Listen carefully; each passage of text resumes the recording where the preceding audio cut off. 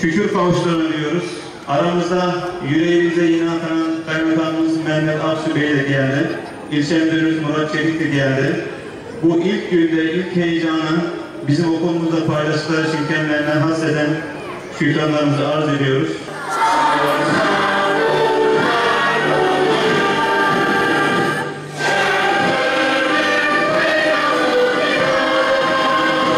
Sevgili öğrencilerimiz, hepinizi saygıyla selamlıyorum. Eğitim öğretim yılımızın hepimize hayırlı olmasını diliyorum.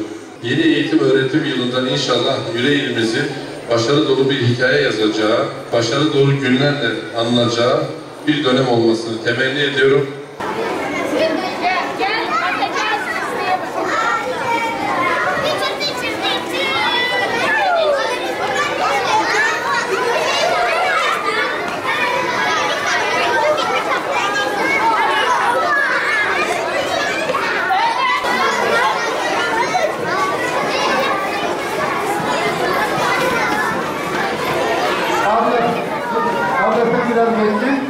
Biraz bekleyin, oturun, takipleştin ondan.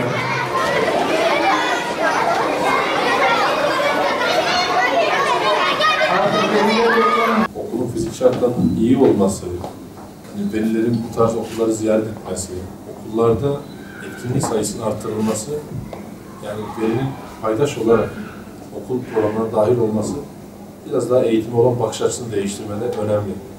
Eğitim öğretim yılı açılışı vesilesiyle kıymetli belediye başkanımız ve ilçe milli eğitim müdürümüzle beraber bugün Albay İbrahim Karaoğlanoğlu İlkokulu'ndayız. Tabii Yüreğir eğitim ordusunun çok güçlü olduğu bir ilçemiz. 103 binden fazla öğrencimiz, 5.000'den fazla da öğretmenimizle bugün eğitim öğretim yılını açmış bulunuyoruz. O vesileyle bugün burada öğrencilerimizle, çocuklarımızla ve öğretmen arkadaşlarımızla bir araya geldik. Bütün velilerimize, öğrencilerimize, tüm Türkiye'mize eğitim öğretim yılının hayırlı olmasını temenni ediyorum. 2023-2024 eğitim öğretim yılının açılışı vesilesiyle buradayız. Hakikaten bugün sabah itibariyle binlerce yavrumuz okullara heyecanla koştular. İnşallah 6 Şubat'ta yaşadığımız depremin etkilerini silerekten hem madden hem manen yepyeni pırıl pırıl bir sürecin sayfasını açıyoruz. Tüm velilerimize, tüm çocuklarımıza yollar açık olsun diyoruz. Üstün başarılar diliyoruz. Çocuklar merhaba. Nasılsınız? İyi misiniz?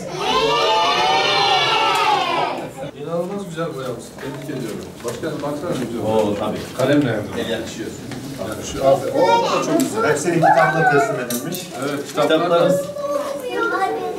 Bunlar değil mi şu an? Zorunlu istedik. Öğretmenimiz rahatsız bir şeydir. Ne zaman karşınız?